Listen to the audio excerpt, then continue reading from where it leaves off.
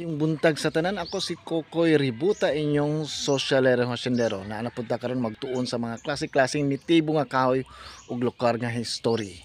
Karon akong i-feature kaning kahoy nga common kay nga makita nato.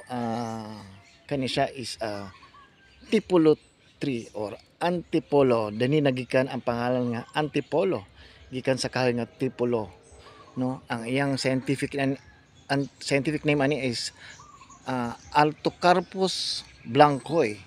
Kani siya common nga paghahimon og furniture kay lightwood naman siya, classified as lightwood. Pero common po ni sa among lugar nga himon og karkos kanang skeletal sa bangka, no?